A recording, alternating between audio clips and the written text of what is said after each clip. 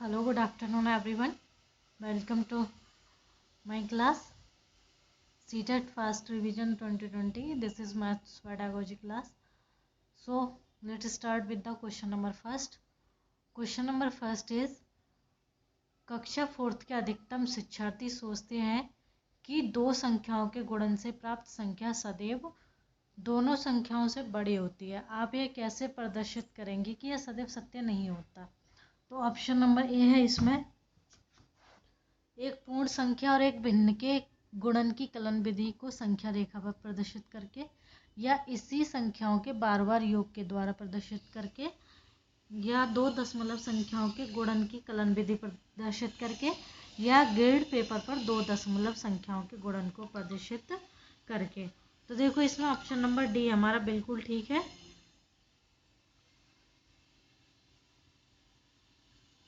Grid paper पर दो दशमलव संख्याओं के गुणन को प्रदर्शित करके। ठीक, तो क्वेश्चन नंबर सेकंड हमारा, प्राथमिक स्तर पर विद्यार्थियों को माप का संदर्भ पढ़ाने के लिए निम्नलिखित में से कौन सा कथन सत्य है? ठीक है, तो इसमें है अप्रमाणिक मापों का उपयोग प्रामाणिक मापों के बाद करना चाहिए, या प्रमाणिक मापों का उपयोग अप्रमाणिक मापों के बाद करना चाहिए, केवल अप्रमाणिक मापों का उपयोग करना चाहिए। तो इसमें हमारा ऑप्शन नंबर बी सही है, प्रमाणिक मापों का उपयोग अप्रमाणिक मापों के बाद करना चाहिए, क्योंकि पहले बच्चों को सिखाया जाता है कि छोटी और बड़ी चीज़ क्या है, उसमें डिफरेंस किया जाता है, और फिर उनको प्रमाणिक मापों का उपयोग किया जाता है, यानी कि फिर उनको बाद में दिखाया जाता है। ठीक है, कि ये इतना सेंटीमीटर है या उतना mm है या मिलीमीटर है, तो ये इनको बाद में बताया जाता है। ठीक है, तो हमारा ऑप्शन नंबर बी बिल्कुल ठीक है। चलिए नेक्स्ट की तरफ चलते हैं। नेक्स्ट है हमारा, वास्तविक जिंदगी से गणित का संबंध बनाने के लिए अंतर विषयों को विकसित करने के लिए निम्नलिखित में से किन मूल्यांकन योजनाओं का उपयोग किया जा सकता है? तो इसमें हमारा ऑप्शन डी सही है, क्षेत्रीय भ्रमण, सर्वेक्षण और परियोजना। यानी कि पहले हमें किसी क्षेत्र का उनको घुमाना है, फिर उनका अवलोकन यानी कि एनालिसिस करने के लिए बोलना, फिर उस पर परियोजना यानी कि कोई भी प्लान बनाना है कि वहाँ हम क्या कर सकते हैं और क्या नहीं। ठीक है, नेक्स्ट क्वेश्चन है, गणित की कक्षा कक्ष में दृष्टि बाधितों के लिए निम्नलिखित में से किसका प्रयोग शिक्षा के साधनों के रूप में किया जा सकता है? आपका टेलर का गिनतारा, भिन्न का किट, संख्या चार्ट, या बी है आपका संख्या चार्ट कंप्यूटर जियो बोर्ड, या सी है टेलर का गिनतारा कंप्यूटर जियो बोर्ड, या डी है आपका कंप्यूटर संख्या चार्ट जियो बोर्ड। तो देखिए पहले तो ये बताना है कि जो हमारे 4 ग्रुप हैं इसमें से ऐसा कौन सा ग्रुप है जो आपके दृष्टिबाधितों के लिए प्रयोग किया जा सकता है? तो ऑप्शन नंबर सी हमारा बिल्कुल सही है, टेलर का गिनतारा कंप्यूटर जियो बोर्ड। ये ग्रुप ऐसा है जो हमारे दृष्टिबाधित विद्यार्थियों के लिए प्रयोग में लाया जाता है। ठीक है, चलते हैं नेक्स्ट क्वेश्चन की तरफ। नेक्स्ट क्वेश्चन हमारा, संख्याओं के संदर्भ में प्राथमिक कक्षा के बच्चे अर्थात वे बच्चे जिनकी आयु वर्ग 8 से 9 वर्ष है, निम्नलिखित में से किस समुच्चय में प्रवीण होते हैं? ठीक है, तो ये आपके किस में देखते हैं, आप ग्रुप देख लीजिए कौन, ये 4 ग्रुप इसमें दिए हुए हैं, ए बी सी डी। तो इसमें से जो ग्रुप बनेगा हमारा वो डी बनेगा, कि पंक्तिबद्धता, वर्गीकरण और प्रतिवर्तता। ये 3 चीज़ ऐसी हैं आपकी जो 8 से 9 वर्ष के जितने भी एज ग्रुप के बच्चे होते हैं वो इस समुच्चय में प्रवीण होते हैं। ठीक है, नेक्स्ट है आपका, कक्षा 1 के एक शिक्षक ने एक विद्यार्थी को सभी वस्तुओं की गणना करने के लिए कहा, जिसमें पेन है, आपकी रबड़ है, शॉर्पनर का संग्रह, मतलब ये सारी चीज़ें उसके पास हैं। विद्यार्थी ने सभी वस्तुओं को एक एक रेखा में रखा और गिनना शुरू किया, तो उसने 10 वस्तुओं को एक साथ कहा कि इसमें आपके 2 पेन, 5 रबड़ और 3 शॉर्पनर हैं, मतलब टोटल तो 10 थी, लेकिन उसने बताया कि इसमें 2 पेन, 5 रबड़ और 3 शॉर्पनर है। आपके विचार से विद्यार्थी को गणना के किस सिद्धांतों पर कठिनाई का सामना करना पड़ रहा है? तो वो करना पड़ रहा है आपका ऑप्शन नंबर ए, अमूर्तन और असंगत क्रम समान। असंगत इसलिए क्योंकि कोई भी चीज़ उसमें एक जैसी नहीं है, 3 अलग अलग हैं उसकी। ठीक है, इसमें एक एक नहीं हो सकता और ना ही आपका स्थिर क्रम हो सकता, ना ही अमूर्तन स्थान हो सकता है। ठीक है, चलते नेक्स्ट की तरफ। आपका नेक्स्ट है कक्षा 2 यानी कि सेकंड की एक शिक्षिका ने अपने विद्यार्थियों को 4 इकाई और 3 दहाई लिखने के लिए कहा। कुछ विद्यार्थियों ने 34 के स्थान पर 43 लिखा। एक शिक्षिका के रूप में आप विद्यालयों को संकल्पना को कैसे समझाएंगी? तो पहला है आपका हमेशा दाई और इकाई के स्तंभों में लिखना सिखाएंगे जिससे कोई भ्रम ना हो, या आप स्तंभ विधि से अभ्यास करने के लिए बहुत सारे प्रश्न दे देंगे, तो ये तो गलत ही हो गया दूसरा वाला, बहुत सारे कैसे दे देंगे। एंड ये आपका विद्यार्थियों को गिनतारा पर प्रदर्शित करने के लिए कहेंगी और फिर लिखने के लिए कहेंगी, या उन्हें बताएंगे कि यह गलत है और उन्हें सही उत्तर लिखने को 5 बार कहेंगी ये गलत है एकदम से। तो पहला आपका हो सकता है ए और सी में से कोई एक, तो हमारा जो बिल्कुल सही है वो सी वाला है आपका, गिनतारा का हम प्रयोग कर सकते हैं।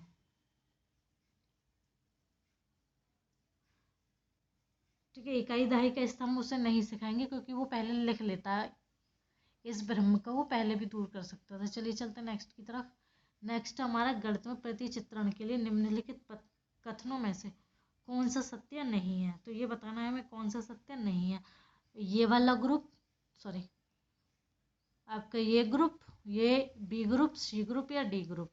तो हमारा इसमें से जो सी ग्रुप सही है, ये सत्य नहीं है आपका प्रतिचित्रण के लिए, क्योंकि प्रतिचित्रण हमारे गणित का सिलेबस का ही एक पार्ट होता है। ठीक है, इसीलिए हमारा ये वाला सही है। अब है आपका नेक्स्ट है आकृतियों के निम्नलिखित पहलुओं में से किसका प्राथमिक स्तर से कोई संबंध नहीं है? यानी कि जो प्राइमरी के जो आपके बच्चे होते हैं वो आपका प्रतिरूप पैटर्न सीख सकते हैं, आपका सममिति भी सीख सकते हैं, चौपड़ से भी सीख सकते हैं, लेकिन उनके सिलेबस में कोण नहीं होता। तो ये हमारा गलत है, तो यही हमारा फिर आंसर है। ठीक है, आंसर नंबर हमारा जो है वो बी है। ठीक है, कोण आपका। चलिए फिर चलते नेक्स्ट की तरफ। नेक्स्ट हमारा गणितीय खेल और पहेलियों की मदद से, जो मदद हमें किस प्रकार से करते हैं गणित का सब्जेक्ट पढ़ने में, गणित के प्रति सकारात्मक अभिव्यक्तियों को विकसित करते हैं, सही है। गणित और प्रतिदिन के विचारों में संबंध स्थापित करने में, ये भी ठीक है। गणित को आनंददायक बनाने में, ये भी ठीक है क्योंकि बच्चे खेल खेल में अपने सीख जाएंगे।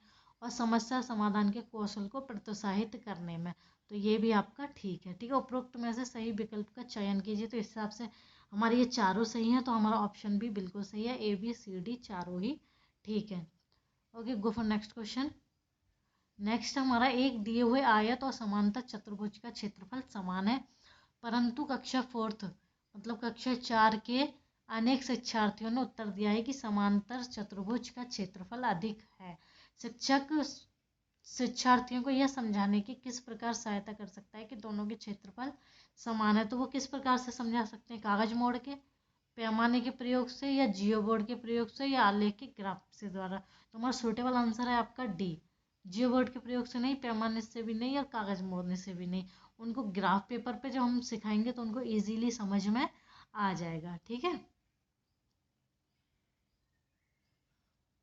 नेक्स्ट है आपका राष्ट्रीय पाठ्य चर्चा की रूपरेखा। एनसीएफ के अनुसार प्राथमिक स्तर पर गणित शिक्षण का उद्देश्य निम्नलिखित में से कौन सा है?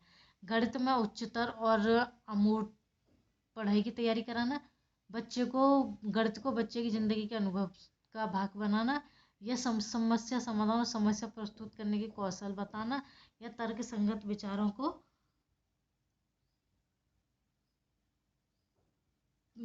प्रोत्साहित करना। तो हमारा ये ऑप्शन नंबर ए बिल्कुल ठीक है। गणित में हम मतलब हमारा आंसर ये है कि नहीं है, इसमें नहीं पूछा है। अगर हाँ पूछा होता तो ये सभी सही होते, लेकिन इसमें नहीं पूछा है, तो हमारा ये है गणित में उच्चतर और अमूर्त पढ़ाई की तैयारी कराना, यानी कि हम उसको किसी अपर लेवल की स्टडी नहीं करा सकते। ओके, यह गणित से भयभीत होने और उसमें असफल होने के लिए निम्नलिखित में से किसे एक कारण नहीं माना जा सकता है? तो किसको एक कारण नहीं माना जा सकता आपका?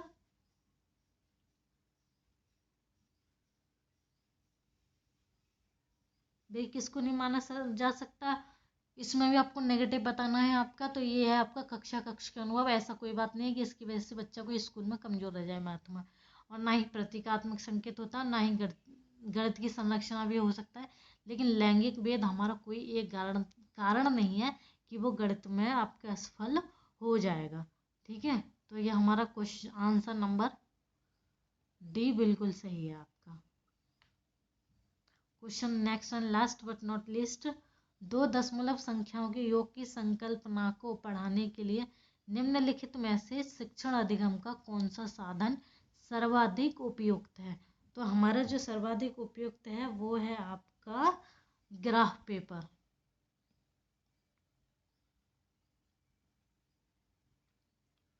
ठीक है, ग्राफ पेपर हमारा बिल्कुल सही है दो दशमलव संख्याओं और योग की संकल्पना को पढ़ाने के लिए। ठीक है, तो ये हमारे क्वेश्चन है and thank you so much ये क्लास पढ़ने के लिए आपको। एंड इस क्लास को प्लीज़ लाइक शेयर और कमेंट जरूर कीजिएगा and thank you. Have a good day.